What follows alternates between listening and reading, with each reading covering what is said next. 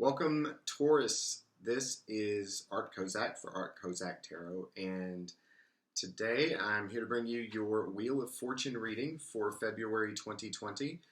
The Wheel of Fortune is a reading designed specifically to let you know where your opportunities lie for the upcoming time. Hopefully, in the future, these videos are going to be coming out either prior to the month or early in the month. The channel just started, so this will be for the remainder of February, but this is a very forward-looking reading, and this is a reading to help give you some guidance, letting you know where your opportunities are, help you make some decisions, help you think through the things that you need to do and the actions you need to take in order to go forward. So let's get started here, Taurus. What I see first off, you in this reading are signified by the Lovers card. And so what this is telling me, this is a very powerful card and it's a very powerful concept. What this is telling me, along with some of the rest of what I'm seeing here, is that you may be in love. You may be ready to commit.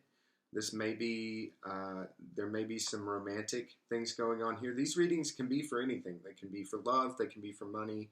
Mainly whatever's on your mind the most and what the cards have to say to you. But I am seeing a lot of emotional and romantic kind of connotations to the cards in front of me here.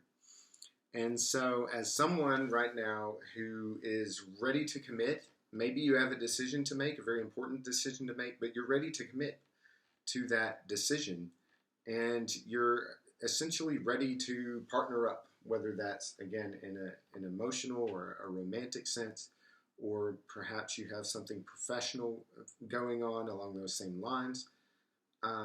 Coming from this kind of standpoint, you have the opportunity to work with someone who, or again, be with someone who is very in control of their emotions, who is very mature in an emotional sense, very wise with their emotions, very emotional person, but at the same time, not a volatile person, someone who is very intuitive, someone who is potentially very caring, but also strong at the same time. This will take, this kind of person can lead you in a way, whether you're becoming this kind of person or you're again partnering up with someone who is like this, who is described in this way. This is someone who can bring out the best in you and bring out the most adept in you, the greatest skill and the greatest competence that you have all around.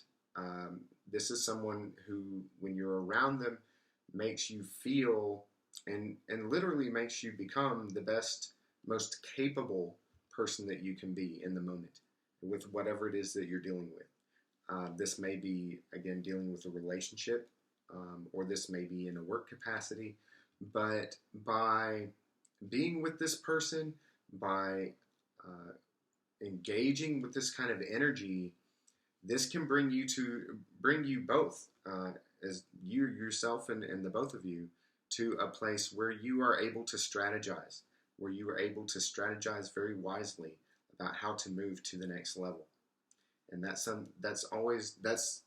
think the important takeaway for that one is that by being with someone or becoming someone, for some of you out there, who is very wise in terms of their emotions, an emotional person, but then a very controlled kind of an emotional person, very warm, very receptive.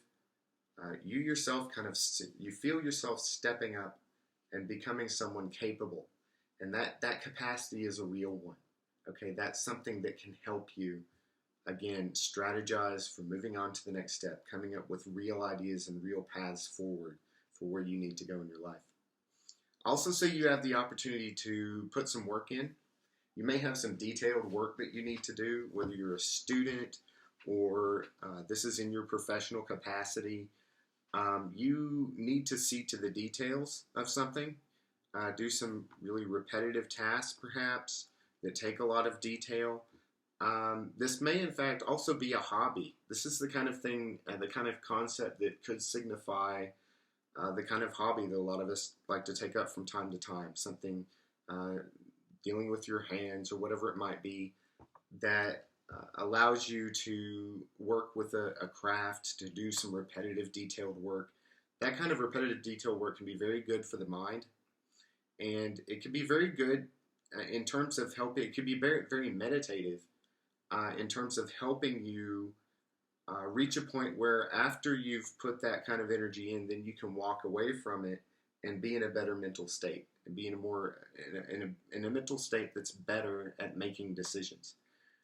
Now, I do see that this is something that you may feel at a kind of a stalemate with. I'm not really sure what that's about, but that's what the cards are showing me. You need to put, you have the opportunity to put some detailed, diligent work into something that you are at a state of stalemate with, something that doesn't seem to be budging. This could be a partnership, one that is that works well, but with kind of no love lost between yourself and the other person. This could be again kind of a hobby. Sometimes these kinds of activities we engage in, whether it's golf or it's craft or something like this. When we go to these kinds of activities, we go to them until we get sick of them, and then walk away to get back to our regular lives. Maybe it's something like that. But again, that's just what the cards are showing me. Either way, this again is a very good way to help you clear your mind and to make yourself put yourself in a clearer mental state and a happier state after you've dealt with this issue, with this repetitive task, whatever it might be. You also have the opportunity, and I think this relates specifically to making a decision, this decision that you may want to commit to. By following your intuition and your higher guidance, whomever or whatever that might be, but your more intuitive sense, you may find yourself walking away from something. You may find yourself walking away from an alternative. You may find yourself walking away from whatever it is that's presenting itself. That kind of judgment is up to you. But by doing that, you can gain clearer judgment. That might sound a little enigmatic, but you'll just have to take that as it resonates, as they say. By following your intuition and walking away from something, you can become a person of clearer mind yourself, of someone who has his or her mental faculties right there at your disposal. Now, I think that I would like to add a little bit of a warning to this one, because you have to, this concept, one of these concepts is represented by the King of Swords. The King of Swords is a concept that does represent mental clarity and good judgment, but also harsh judgment sometimes. And so watch out for that. You have the opportunity to move. You have the opportunity potentially to go on a trip, to go on a physical journey of some kind.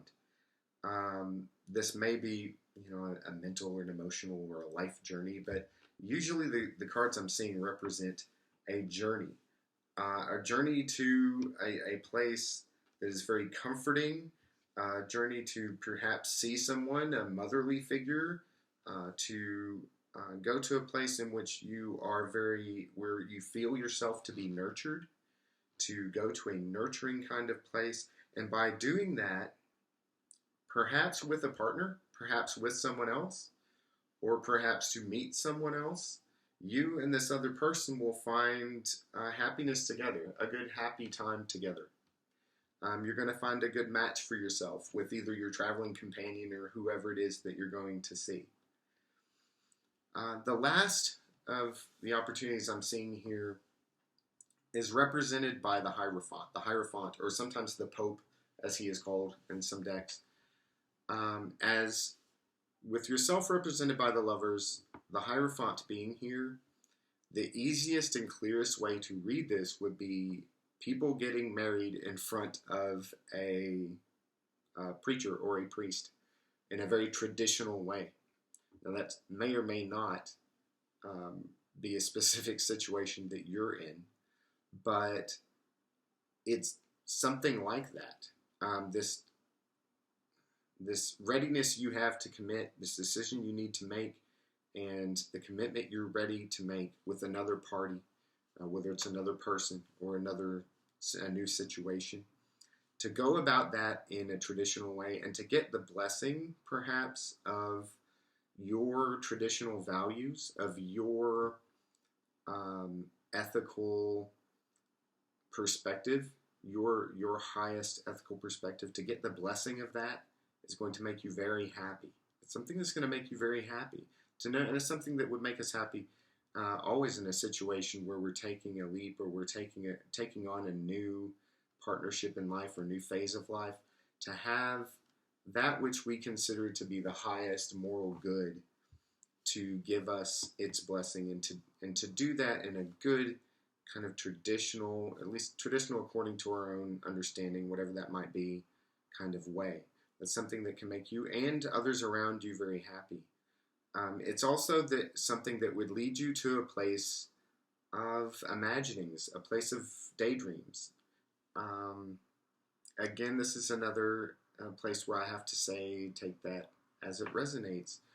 But again, if we were to use the metaphor of two people getting married in front of the preacher or the priest in a very traditional kind of ceremony, happiness involved for everyone around, the Ten of Cups, and then the honeymoon. That's what the Seven of Cups here is telling me. It will lead you to a honeymoon kind of period. So I hope that some of this is helpful to you, or will be helpful to you in the future. Again, as I say, I would like to begin coming out with the Wheel of Fortune readings prior to the month or early in the month, so that you can refer back to them as you might need. I want to thank you for your comments, for your likes, and your subscribings. And for those of you who would like to support the channel, there is a link to the Patreon page below. Patreon subscribers receive at least 2 additional readings each month, one specifically for love and one specifically for money and professional issues. The love readings are separated between singles and those who are in committed relationships, so that everyone can have something to benefit from there. Thank you for being here. Once again, I am Art Kozak, and I look forward to speaking to you again in the future.